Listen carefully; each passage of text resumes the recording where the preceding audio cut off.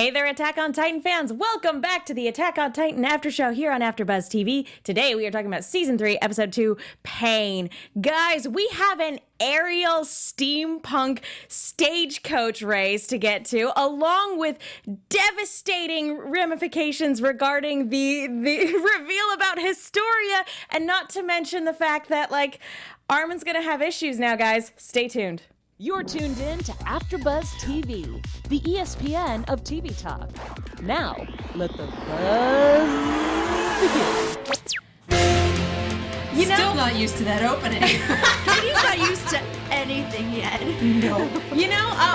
We'll talk about it a little bit, but we'll save it for a different discussion within this episode. But knowing Linked Horizon is still involved in the music of this show makes me feel a lot better about the transition to this new opening, for sure. Yeah. So now they have the really crazy ending theme where we're all sitting there going, what is happening?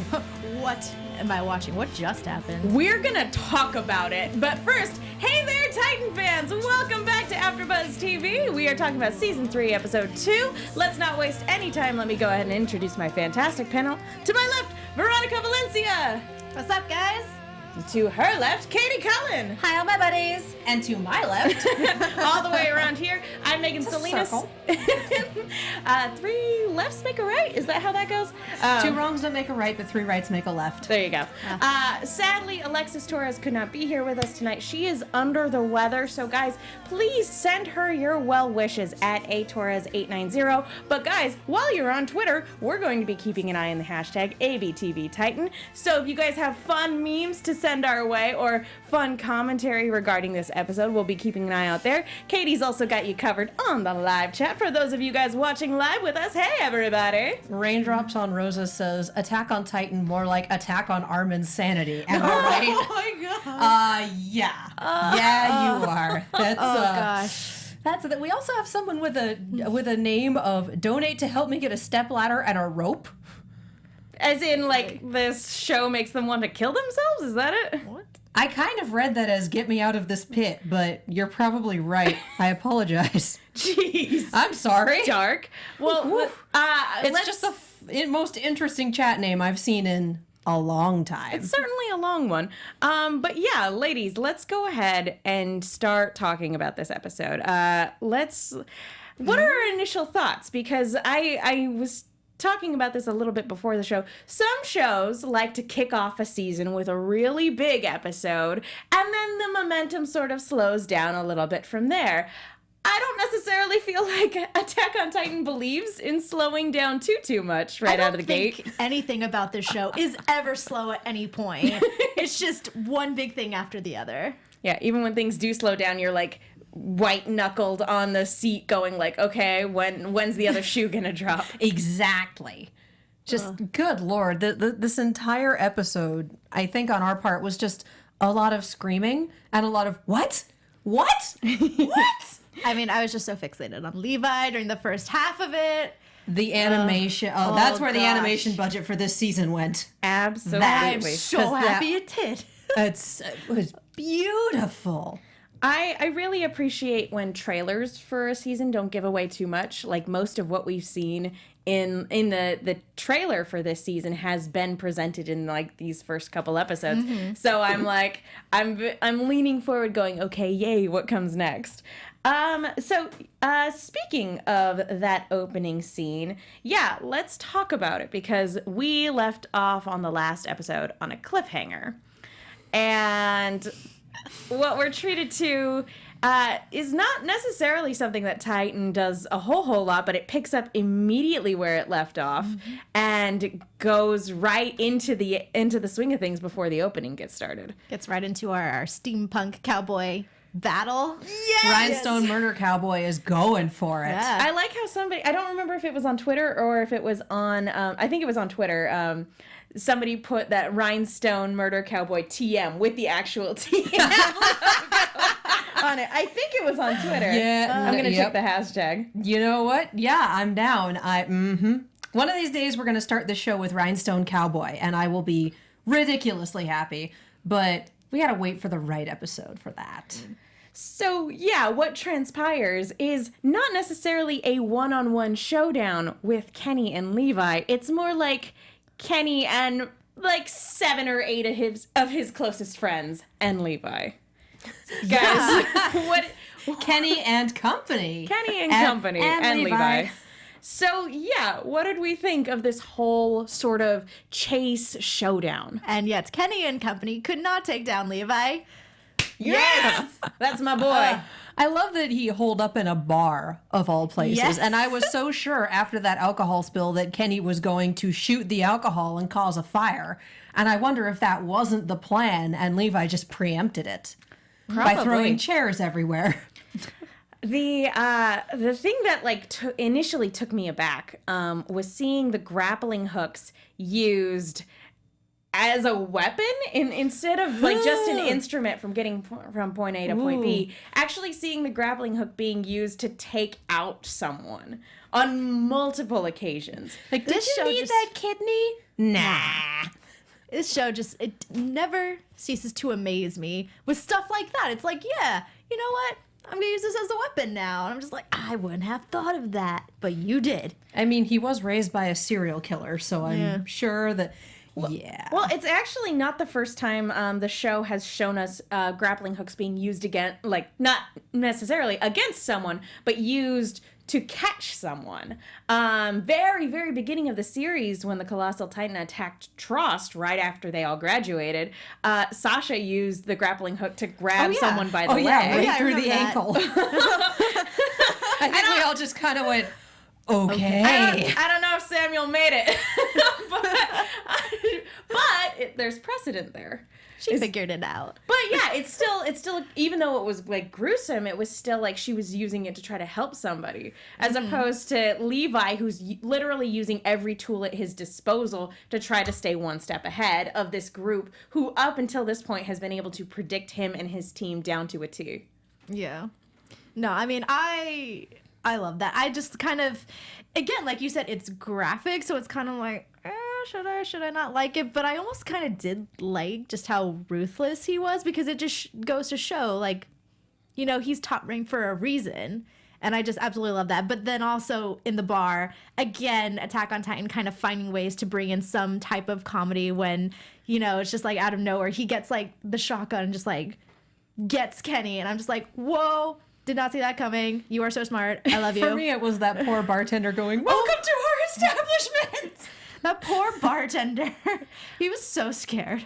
I have to say, my favorite part of this episode was Levi jettisoning through into the saloon, literally rocketed through a swinging saloon door. Like knowing that he went into an old-timey Western saloon of all things, I was like, To have a showdown with a cowboy. there's a cowboy who's calling him out right outside, who's gonna kick his way through that saloon door, and then Kenny didn't kick the door open. He jumped through anti-ODM gear first. If that's a good way of putting it. Oh man. He's such a character. He makes his own sound effects with his mouth. Come on, guys. bang, bang. Who does that? Crazy people. Yeah. To be honest, I actually thought that the scene in the bar between Levi and Kenny was going to be a little bit more dramatic. I didn't think Kenny would hold back. Like, I thought he was going to go in there and immediately just start going crazy. But he wasn't. He was more taunting Levi than anything. And then obviously Levi takes the first shot. He styles himself after a cowboy. People that do that aren't... I lived in Wyoming for a while. And contrary to popular belief, not everyone in Wyoming is a cowboy. But the people who choose to walk around outside of Frontier Days every day in the boots, the shirt, the hat, sometimes even the spurs. Let me tell you, those were interesting days. Like, there's a man in spurs at the mall. Why? Those people are not subtle. They have made their life decisions and they are living them. Kenny is one of those people. Fun fact, historically speaking, most cowboys in real life were Mexican. Yep. Yep. But American cinema leans a little bit more towards John Wayne and Clint Eastwood, which is why we have the image of the American cowboy as the way we do. So Kenny's not only a serial killer, he's also a cosplayer. Yeah. If we're in Europe, then if yeah. we're to believe that yes, we are in what once was Europe, then yes. Unless Kenny is like Ymir and he came from, I guess, an American set of walls, crossed the ocean, climbed up another set of walls, and then made his living in the underbelly of our current society / kingdom, then yes, he's a cosplayer. He is a cowboy cosplayer and he likes it just for the theatrics. I mean, he is a very, very expressive, loud man. So yes, Cowboy. I mean, Cowboy. if you're going to make a name for yourself, you gotta have a brand, you gotta have a gimmick to get noticed, and he's staying very on brand, like to the point of even like luring Levi to like, oh, there's a saloon over there. If I can just get him cornered there, then I get to make my big old speech, and it'll be great. We can have a showdown at the Oh No Corral. Because nothing is okay right now. To get back a little bit to the animation in this episode, before I literally just watched the episode before we came into the studio because I've been traveling all week, but early on, like over the weekend, I saw somebody tweeting out a GIF, and I was so excited for this episode, and I'm trying to find it now because they had a great little tidbit.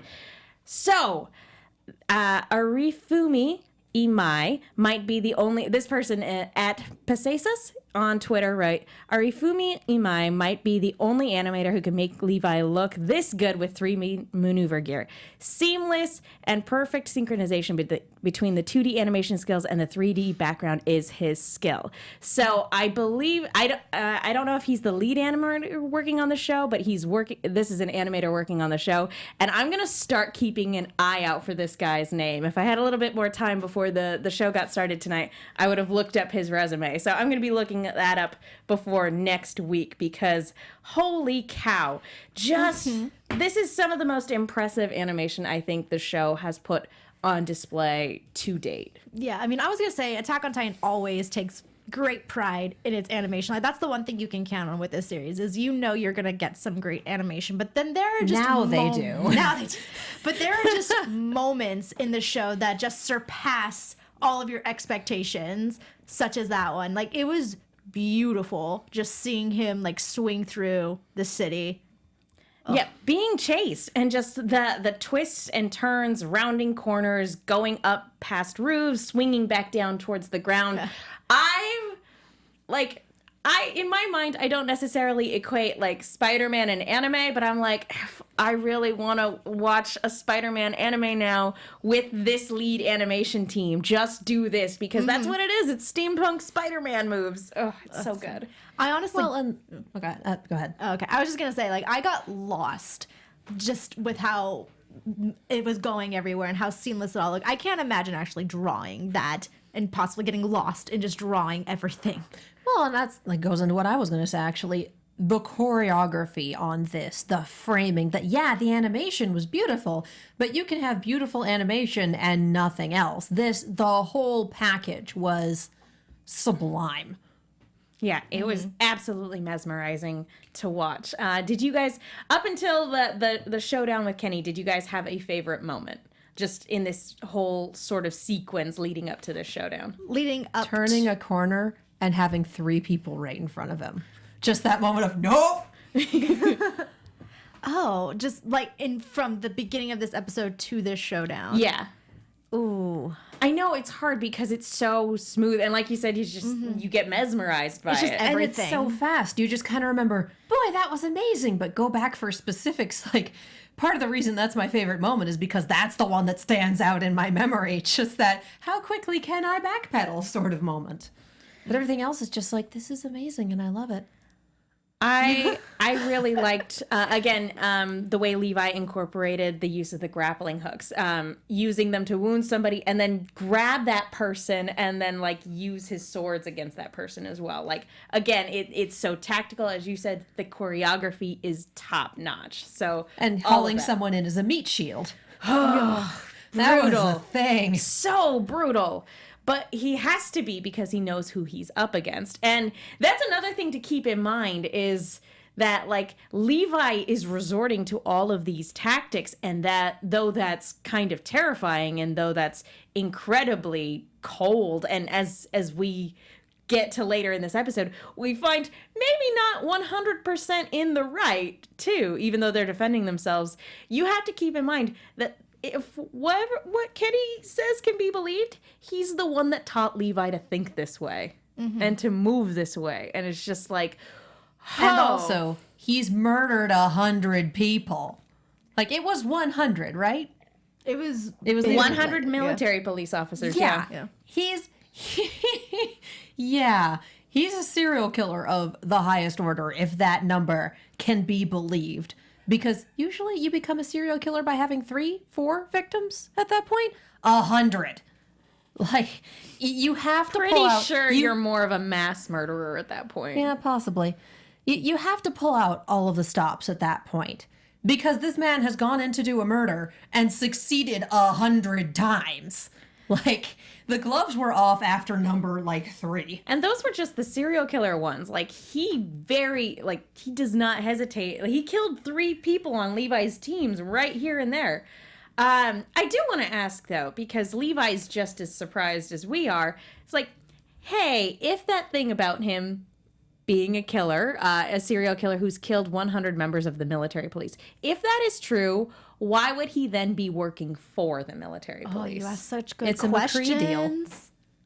You find someone who is anyone who plays Overwatch is like, oh yeah, Sorry. Jesse McCree. Sorry, Cowboys. Katie, you were met with dead silence. Yeah, no, we don't know what you're talking about. Evidently, it's a cowboy thing. If you find a cowboy who has committed a crime and you manage to catch him, you can either send him to jail for the rest of his life, or you can recruit him to your Black Ops organization.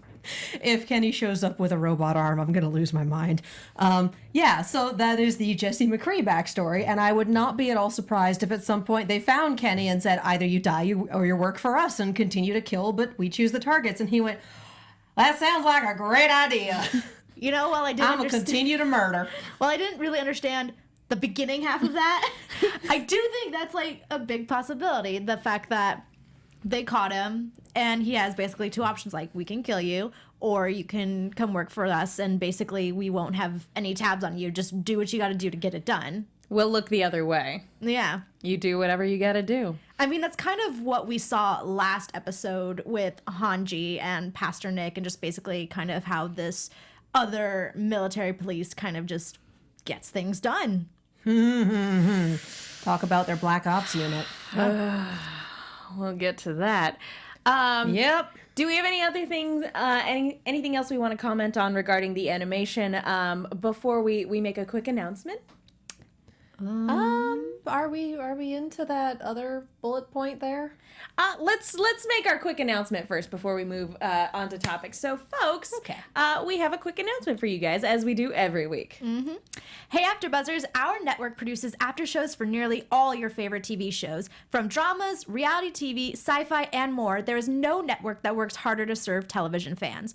But we need your help. We're asking that you please subscribe to one or more of our YouTube channels. By subscribing to our channel, YouTube will suggest content that's tailor-made for you, and you'll help AfterBuzz continue to grow.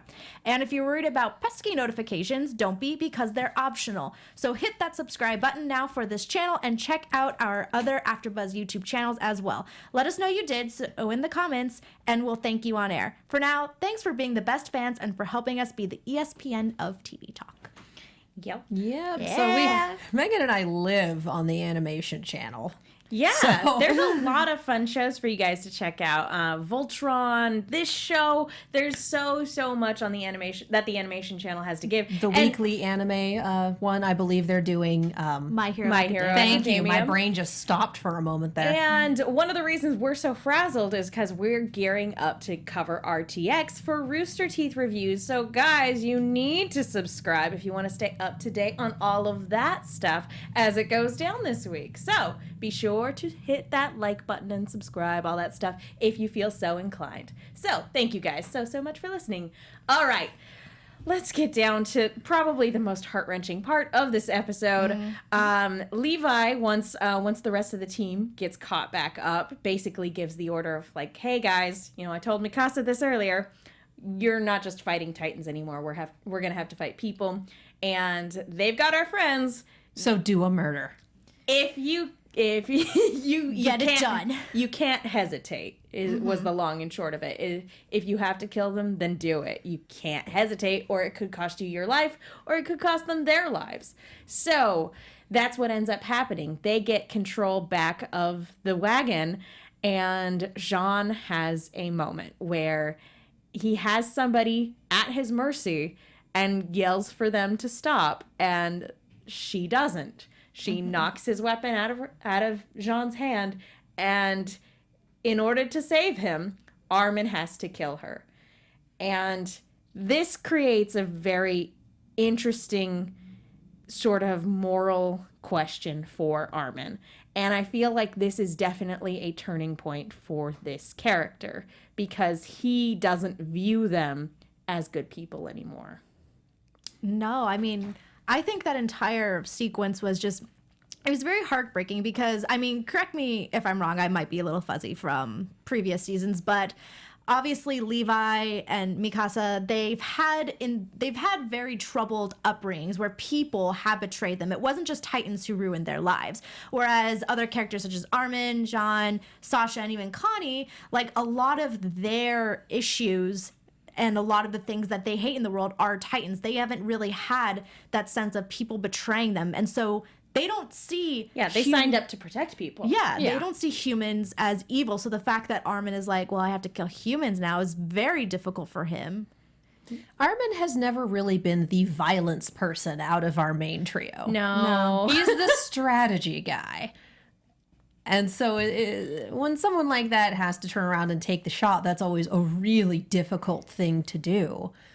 And as they say, yeah, no, it's an awful choice. But if you hadn't taken the shot, Jean would probably be dead. So You brought up a good point, though. The fact that you did say he is more the strategist to the fact that he had less hesitation than Jean, I think was kind of interesting. Well, Jean's in a very interesting position right now, too. The scouts were never his first choice. He wanted to join the military police, not because he felt like they lived up to any sort of ideal, but because he that wanted the easy life. he wanted that lifestyle. But does he want it now? Sipping tea and eating diamonds. And, yeah. like whatever they do in the interior. Torture people, evidently. Sheesh. But for him, these are the people that would have been his comrades, conceivably. Maybe not these specific people, not these specific murder cowboys, but the military police. The murder cowboy squad. I mean, They line dance instead MP of could clean. also just be murder police. Yeah. But Shoot, you're right.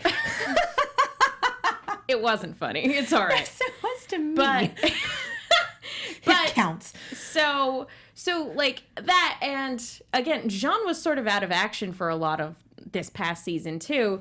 Although he was there for the big betrayal. But yeah, this is something new and really unsettling for him too. And when they're all having this discussion about whether or not it was the right thing to do, whether or not they're in the right for attacking their fellow humans, he comes to the realization of like, no, I thought it was wrong at first, but now I see that you're right, Levi. And Levi counters with, am I?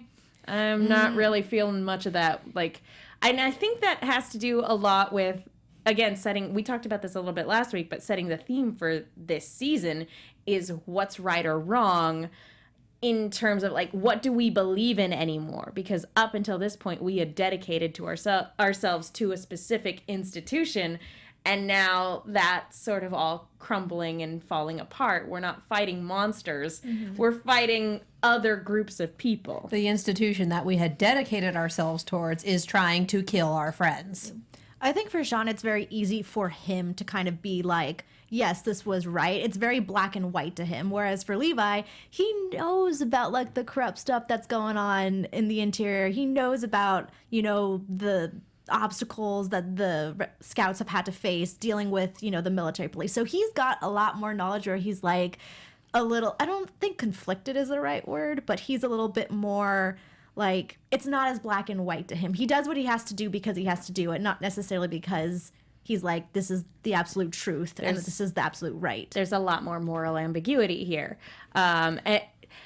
When this show first started, I remember seeing a lot of comparisons to The Walking Dead. And as the show progresses, I see that sort of more and more. And I don't mean that as like a knock against the show, but in terms of like the zombie undead monsters aren't really the biggest threat that we have to face. It's other people and dealing with other factions. We haven't hunkered down at a farm for a season yet, so Thank I goodness. feel like we're good. Thank goodness. But, go ahead.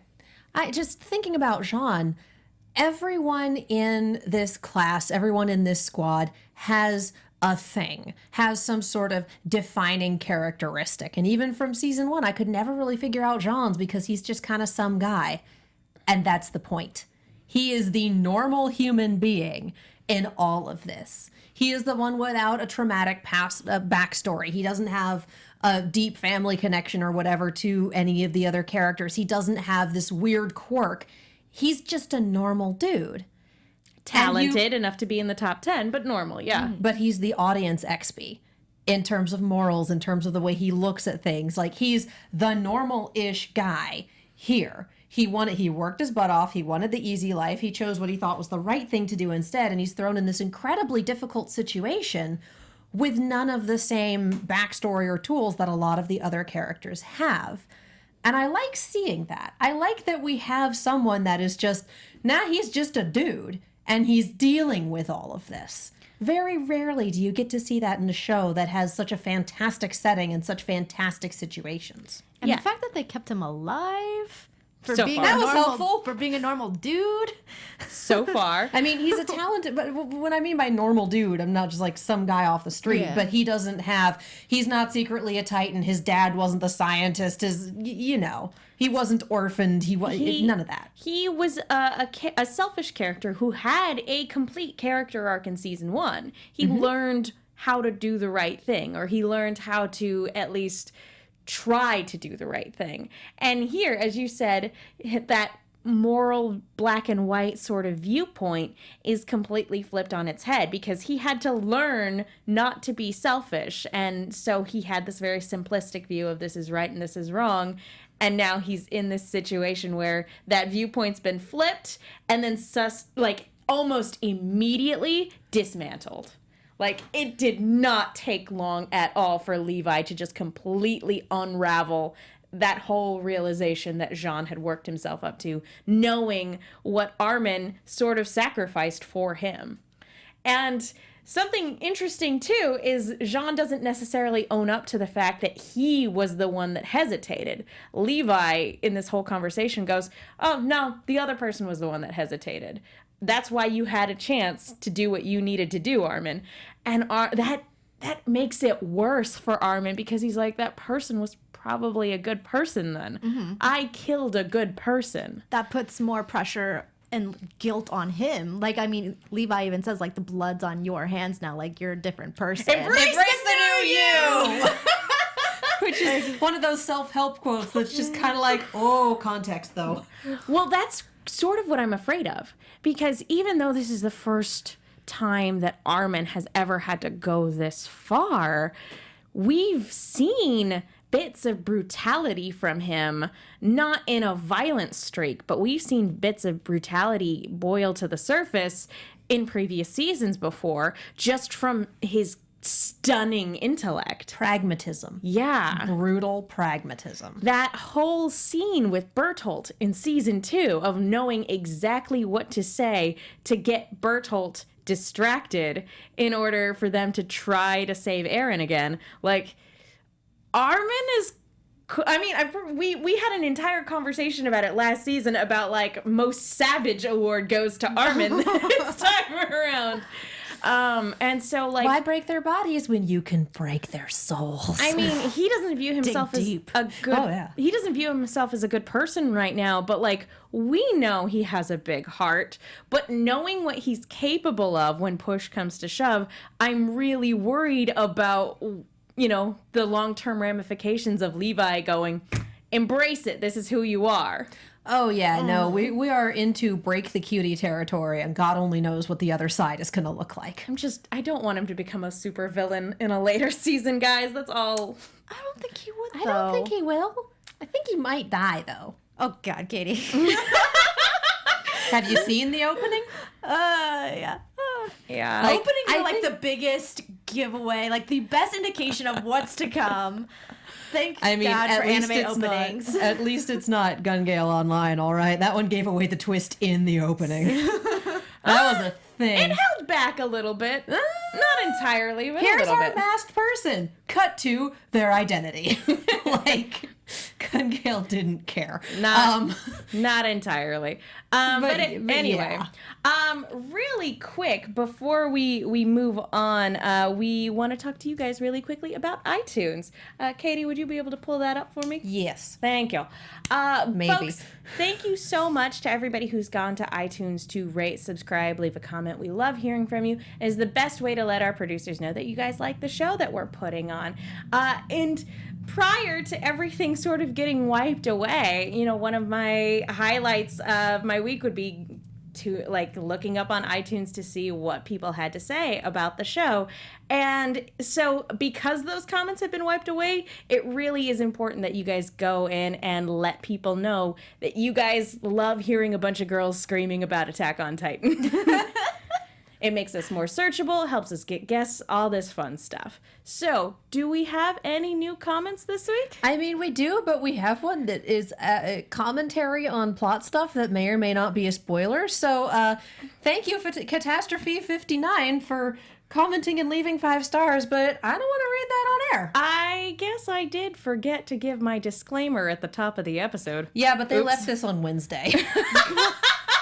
Oops. Although there has been some manga talk in the chat, and guys, don't. All right, I guess I need to do it. You do it. But we're leaning on it, so I'm just stop. gonna have a sign with me every time we do Attack on Titan. Guys, please, no manga spoilers. Don't put them in the chat. Don't put them in the hashtag. Don't put them in the YouTube comments, and don't put them on iTunes now, apparently.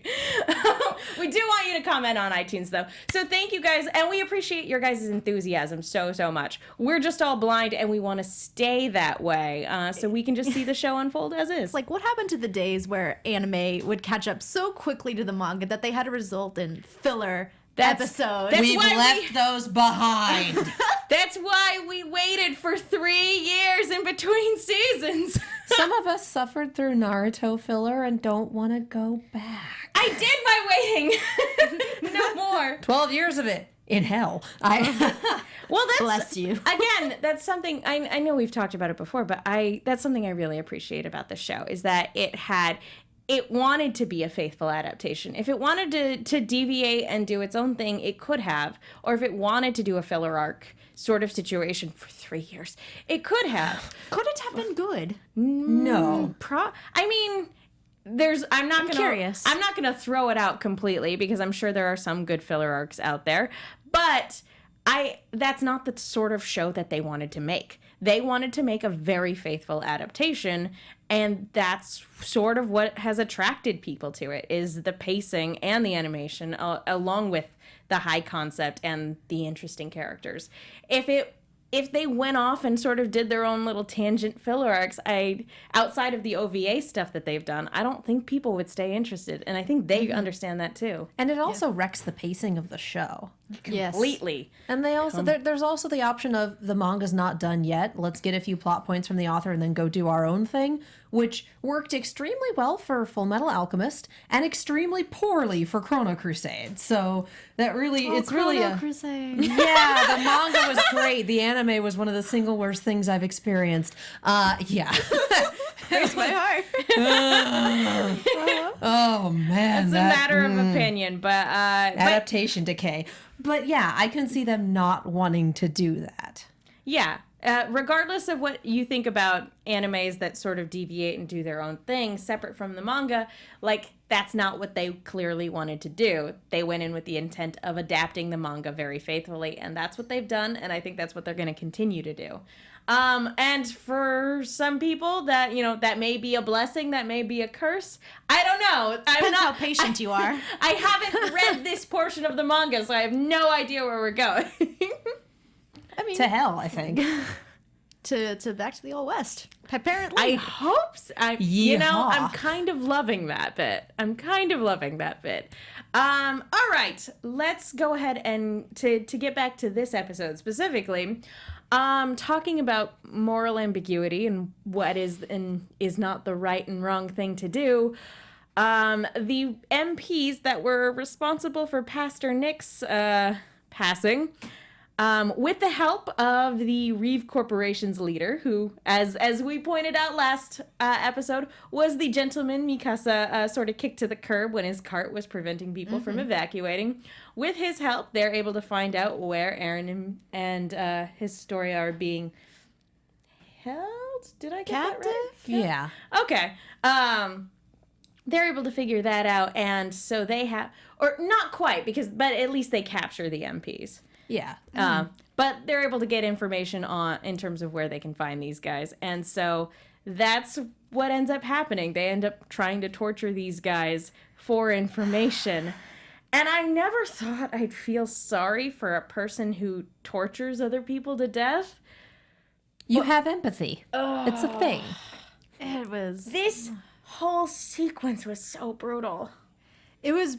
I feel like it was brutal on everybody, because not only was it brutal on his name was Sonus, right? I think so. I think it was Sonus. Not only is it brutal on him, obviously, but then Levi goes and he's like, "Yeah, I've never really tortured anyone before." Right? I doubt You're that it supposed bothers. to ask questions? oh, silly me. I Like, doubt that's that it. brutal to watch. It's like, you can't. You're just torturing this guy to torture him. Like, you're not even really thinking about what to get out of him. I mean, like I said, why break their bodies when you can break their souls? But they and Hanji straight up threatened him last episode. Yeah, pass on to the guy who did the murder that I will destroy them. And lo and behold, here they are. Well, and I think the thing that really sinks in terms of that's something that I appreciate about this is that they don't glorify what's happening. Yeah. Like, this is unpleasant for everyone all the way around. And they keep the humanity there on all counts. They keep it there with the cadets who have to hear it happening upstairs. They keep it with the people who are actively having to do it. And then they keep it with the now victim who is now having to come to terms with what he has done to other people. I never knew it hurt this much. Like, oh, buddy. Yeah. All around, that was just uncomfortable to watch. Uncomfortable just for the sheer fact that it's torture. Uncomfortable because, as you said, all of the cadets upstairs have to hear it. But I am thankful that it didn't get any more gruesome than it did, because we know this show can get pretty violent. So the fact that it kind of stayed where it was, I think, a good place, because if it had went any further than that, it would have just been like really uncomfortable. People in the chat are actually saying that they're disappointed because the manga went a lot further and I'm didn't sure it censor did. anything. And I'm like, that's nice. I'm this sure it isn't a did. I'm good. Tarantino movie. I'm fine. I'm good. Levi doesn't need to do a little dance to Stuck in the Middle with You. I'm all right. It's fine. Didn't I you know, let's just kind of keep it at that level. We got the point. We don't need But to see things. he drops some, as he's again having to come to terms with it. He stands by his convictions, but yeah, the knowledge of like the suffering that he's inflicted finally settles in, and he drops some truth bombs. And we see he's like, you know, we did what we have to do to keep the peace, whether it's a teacher asking too many questions, a stupid couple who tried to fly, or Historia's mother in this particular case. Now, we've seen that teacher before. He's in the opening. Specifically in the sequence focusing on Irvin's past. Yep. Irwin. Is that Irvin's father? Either way, it kind of in much the same way that Kenny explains a lot of Levi. I would imagine that guy explains a lot of Irvin. Yeah, probably. Whether it's just a teacher, a family friend, or, a father. Yeah, a guy who knew too much and asked too many questions and was therefore killed. Like, yeah, I think that explains a lot of Irvin. And kind of going back to what I already talked about earlier is I love that fact that, because there's this issue of what's right and what's wrong, and because people again, Levi and Irvin have this idea of it's more complex for them. The fact that they're bringing in these people to explain their upbringing and to explain their past. Kenny with Levi and this teacher man, This dead guy. this other dude with Irvin. It's just I'm really liking to seeing more of their backstory and kind of what helped mold them to be. Because with the kids we know, and a lot of their molding has come from Titans. So it's interesting to see how these other characters were molded by other people. Yeah, and, we forget because this show opened with a Titan attack, the first incident within 100 years to happen with a Titan out, that wasn't outside the walls with the Survey Corps. So Here's that means Moses' arm. that means everybody here, unless they were active Survey Corps members or Survey Corps members in training, that their upbringings, if there's tragedy involved, probably don't involve Titans. Mm-hmm. It's sort of like this, where it's oh, no, it involves asking too many questions. There's also the couple. Now, there's nothing in this quick moment to confirm or deny it, but I have a strong feeling that that's Armin's parents. Because they were Most smart. likely. They talked about the outside world. Oh, see, I thought you were going to say Mikasa's parents. Oh, no. Oh, wait, no, I'm they... thinking- Oh, Yeah, well, no. we got They one super more died. thing to talk about too. But No, I just had a flashback. Nope, yep, that's what I said.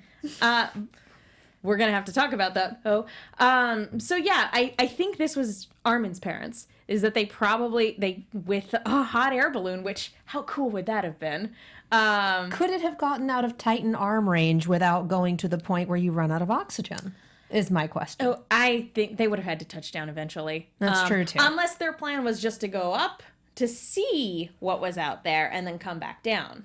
Possibly. Because that could have been it. They, you don't want to go out there and get in Titan grabbing range, and you're going to run out of fuel eventually. But if you go up and you see what sort of the land, the sort of situation is, and you can see how many Titans are out there, or you can see something in the distance that maybe you could go to that is free from Titan grasp, hey, that's planning for next time. It's about gathering that information. Mm-hmm. And so the military police can't allow that. And we know there's stuff outside the wall. We know there's other locations outside the wall because Bertholdt and Reiner and Annie had to come from somewhere. If they got up high enough, they could have seen another set of walls. And that might have been all it needed to be. Mm-hmm. That might have been reason enough to kill them. So who knows? Who knows? But the thing about Historia, though, is that it seems that her mother was executed by the military police as well.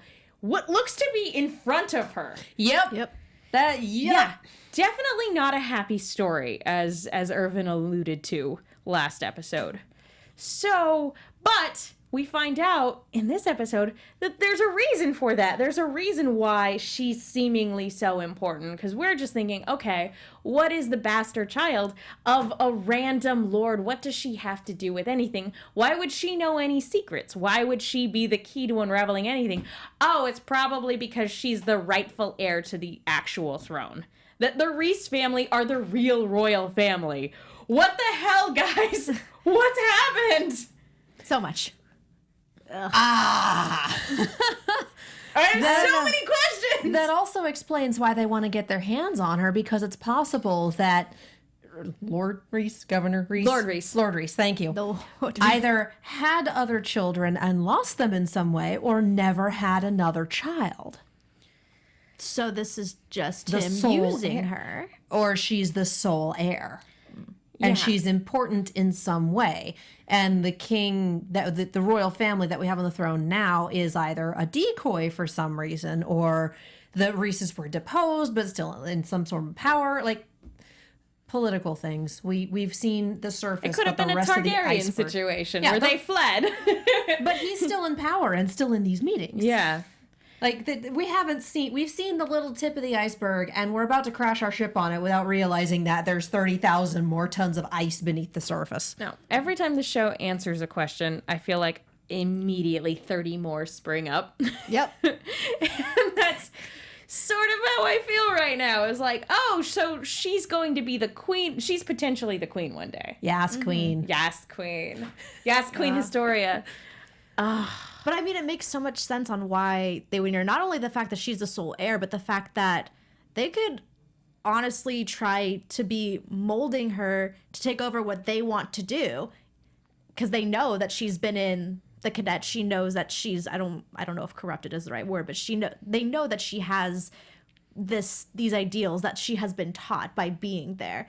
So of course they want her for the fact that she's a sole heir, but they probably also want her so that nothing gets ruined in their plans. Maybe what happened was because she was an illegitimate child and her mother was killed, but she was left alive. And I imagine that was Lord Reese's doing, that he at least cared about her in some capacity to ensure that she wasn't killed on the spot, just like her mother. Or that was an edict from higher up. Or that the murder itself possibly. was an edict from higher. Who knows? What I don't know sort of what Lord Reese's standing is in terms of, like, again, whether or not the royal family is a decoy. I don't think that's it. I feel like it was a deposed situation. But I feel like he had legitimate heirs and that they're all dead now for some reason. And so, because previously, the whole idea behind Historia was we're going to change her name and we're going to just quietly move her over here. And everyone within the Order of the Wall and the government was seemingly pretty happy about her joining the Scouts to die a very quiet, noble death. They were happy with that idea. I wonder if, and again, my memory might be foggy from other seasons. I wonder, did he know that she was alive? Because it was a very, like, almost happy reunion. Like, he embraced her. He was happy to see her. I feel like he's known about it. Maybe he didn't know about it until recently, but I feel like he's known about it at least in the extent of they've been talking about her in these meetings. So he's known about her at least for a couple days. Someone, I think, has always known about her. I'm sure someone has been keeping tabs on her, because otherwise, how would Emir hear about it? Yeah, Exactly. Definitely someone, but I also wonder if it was him specifically, If it was or him anyone keeping in tabs. His, yeah. We I may don't find know. out next episode. We don't know. But speaking of the next episode, we finally get the ending sequence here, and it seems to focus primarily on Historia and Ymir, which is interesting because, again, Aaron has been our protagonist, and the focus has been primarily on our trio. So to have the entire ending focus more on the maybe future queen is a very interesting turn, and especially since this is the one where we have the song from Logged Horizon, or Linked Horizon, which I think it's Linked Horizon. Yes, Logged Horizon is a different show. Yeah. Linked Horizon. And I actually did a little bit of digging, and the new name of this ending theme, if I can actually find the right window, the new ending theme is Akatsuki no Requiem, or in German for some reason, Requiem der Morgenrote. And I'm really sorry, that was the worst pronunciation in the world, and I also don't know what Akatsuki or Morgenrote mean in either of those languages. If anybody in the live chat wants to let me know, please do. I don't know why I feel like Akatsuki has something to do with, like, old time samurais. I could be very, very wrong, but for some reason that's where my mind went. Because it was the name of the terrorist group in Naruto. Oh, so that's where the Literally show is meaning going. dawn or daybreak. Oh, so Requiem for Daybreak. That's interesting. Requiem for Dawn. Actually, that makes a lot of sense looking at the lyrics here. And if you listen closely, just like previous Linked Horizon songs, there's a little bit of the previous theme in this one. And the bit where it goes into Sasageo, I want to read this in English because I think it says a lot about the whole intent behind the song and the season. I offered my heart to unrestorable twilight. I progressed on until the night ended. Where is the paradise?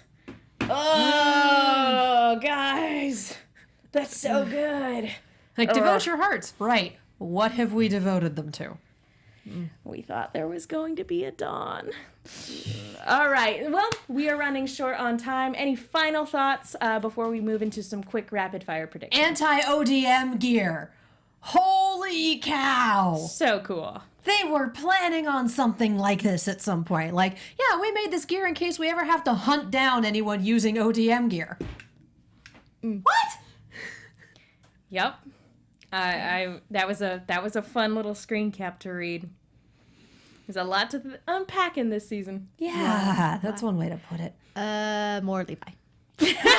Just more Levi, please. Cross the All board. right. Quick rapid fire yeah. predictions. Your AfterBuzz TV predictions. Go ahead. There you go. I just kind of want to stake it in. Someone's going to die. I want to know more about our adults. And I think clearly we are going to learn more about our adults.